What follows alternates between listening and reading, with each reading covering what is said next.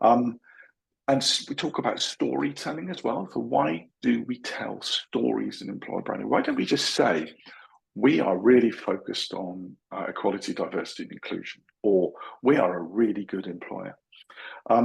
Because if you just tell people things, again, they forget them pretty quickly. They become like platitudes, and they don't have very much resonance. So if you imagine, when we talk to children, we want them to remember something really, really important. How do we do it? We do it through stories. So we could say to them, right, not everybody is what they appear to be, or envy and vanity lead to destruction, or consistency and perseverance can outlast speed and arrogance.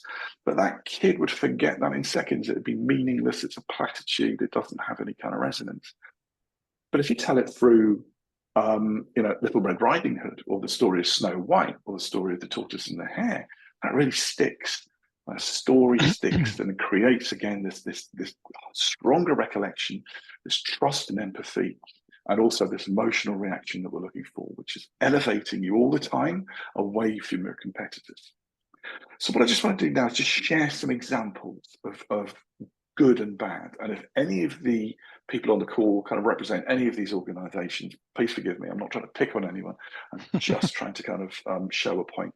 But if you look at the top 20 companies in the construction industry, and you could probably do this exercise for just about any industry and you get more or less the same results. But let's look at the top 20 companies in the construction industry. I'll pick 4 of them, okay? So these 4 companies, in my eyes, haven't really concentrated on the things that we spoke about so far. Storytelling, finding a unique proposition, using their people to create empathy. What they've done is put some jobs on their career site. And what they're saying is, we've got some jobs. We wear high-vis jackets and helmets. Come and join us. But can you tell the difference between any of those 4 organizations as a result? No, there's no differentiation and there's no real emotional connection. So, I'm not saying they're doing terrible things. I'm just saying that's what happens if you don't kind of introduce this into your employer branding. Now let's have a look at 4 others in that same group of the top 20 companies in the construction industry. Balfour Beatty tell us a story called Shape Everything, which is all about, if you come and join this organization, you will be helping us to shape this business. You'll have a massive impact. We want you to shape the future of this business. It's all about personal impact. And within that, you'll find stories told by individuals. We don't just say this. If you look at that website, there are people telling those stories of how their journey has impacted the company and what they've seen.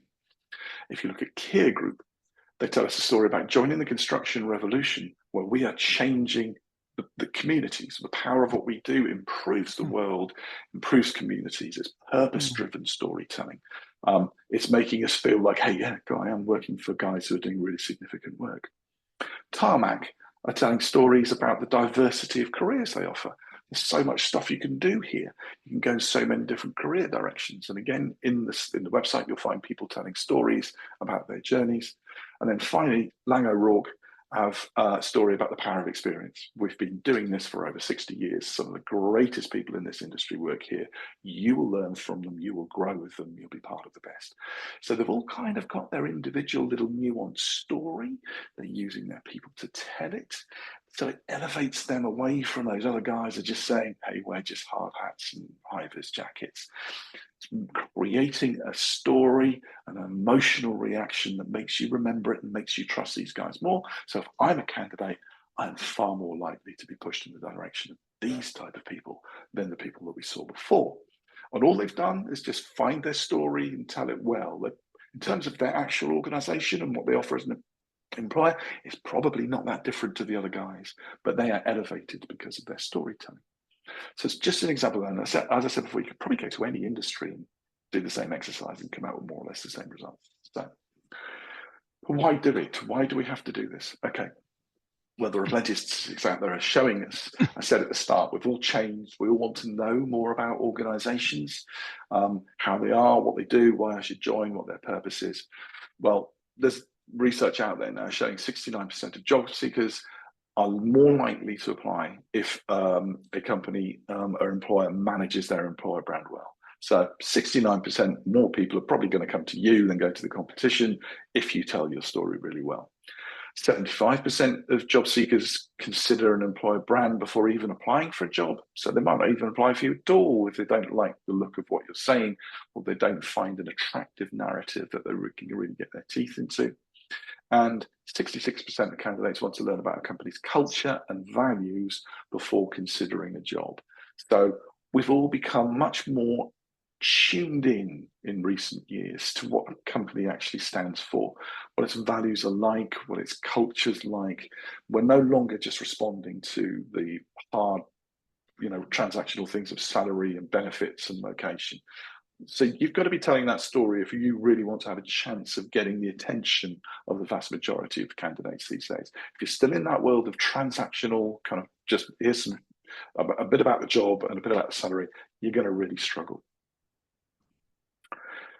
Employer branding is a process, more or less the same for any company in any place in any industry of any size.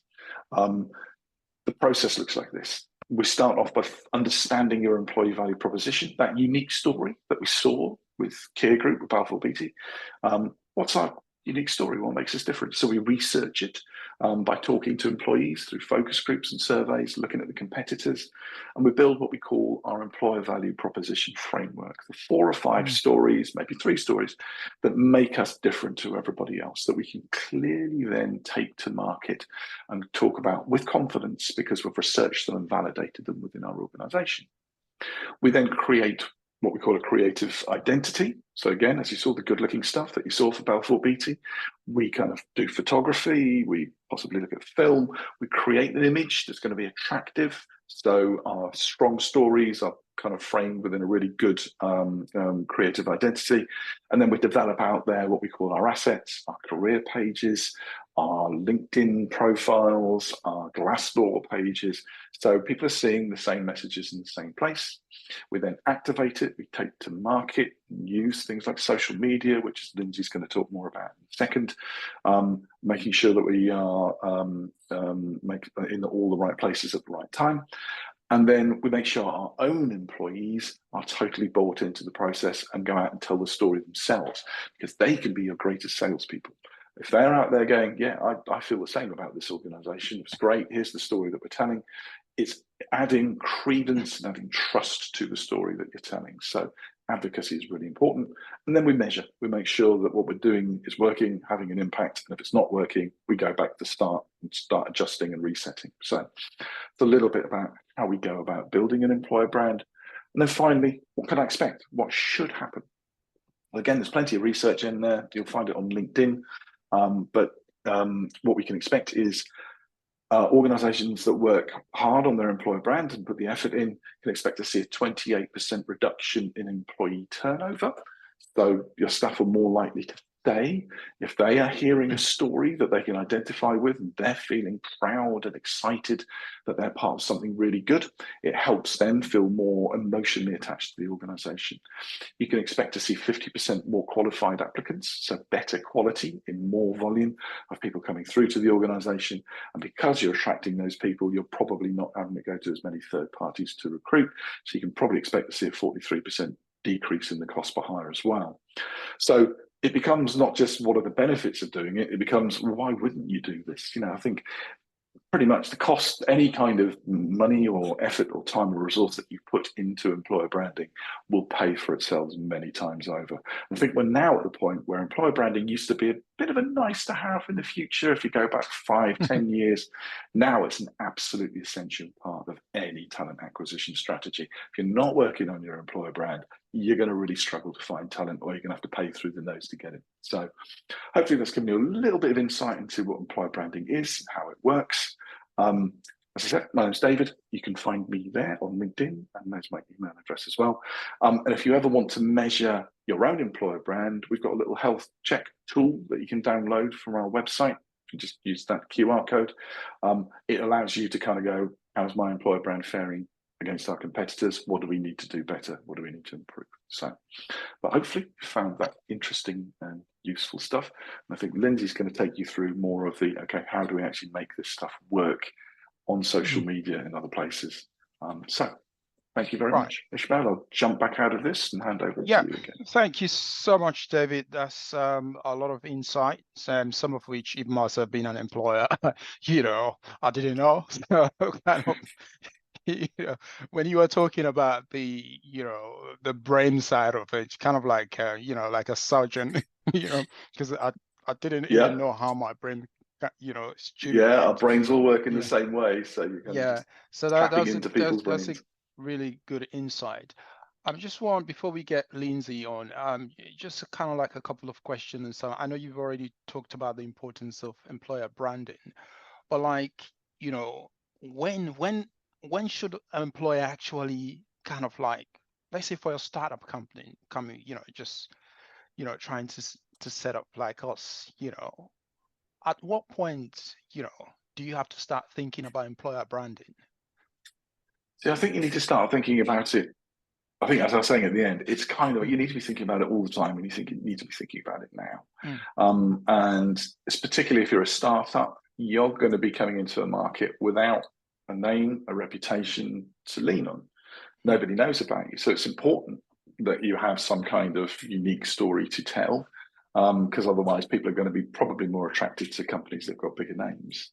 So I think even if you're a startup, even if you are 5, 10 people, absolutely, you might scale the process that I showed you down a little bit.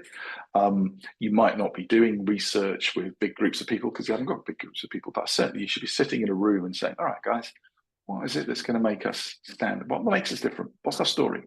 And if you're a startup, that might be your story. Well, we're fresh, we're new, we're exciting, we're not kind of encumbered by years and processes and things like that, where the world is our oyster. So, but finding that unique story and telling it really well, absolutely from day one, it should be a critical, it should be built into your whole business strategy. right. So who should actually tell the stories? Because I know you were talking about, how important it is, it helps to attract, talents or top talents or people to kind of like wanting to come and work for the company. But again, going back from a startup point of view, you are actually new. Who should be telling the story? Is this the founder? Is he who are these people to Yeah, I kind of think like? it's kind of different for startups. Generally, we are Mm, saying, for established organizations, we're saying really this should come from your people. It okay. shouldn't be the CEO sat in a room saying the reason it's brilliant to work here is because that might not be the case. That might just be where he thinks. Mm, Generally, we should be talking to the employees of the business, and finding out how they feel, what they really feel, and then taking from there the commonalities. All right, everybody said this. However, different for a startup, because in a startup, usually it's the vision of the founder that is mm, established. So generally, in that case, it would come from from the top, saying, "All right, we're new. We haven't got lots of people at the moment, but this is what we're trying to do. This is my vision. This is what we're trying to do." So yeah, slightly different for startups, but generally, we should be talking to the people within the business and getting their views.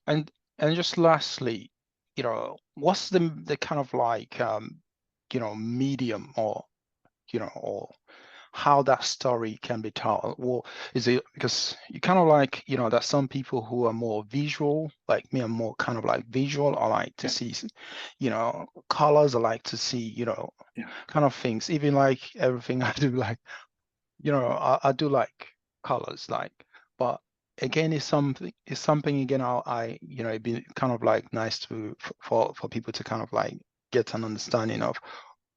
Is it kind of like video kind of like story the best story, or is it kind of like a story from a text point of view where you can just write something and then tell the story? How do you go about telling that story? Yeah. So you know I think it's kind of horses for courses, whatever format is most appropriate for the medium mm, you're using. So it might be, okay, well, I'm going to do a little quick tweet on X. All right, well, it's words, it's short. Whereas if we're on our career site, actually people are far more responsive because so many people use mobiles these days, far better off telling it through video than you are through words. Plus video is much richer and it's much more authentic. You can get the real people telling the real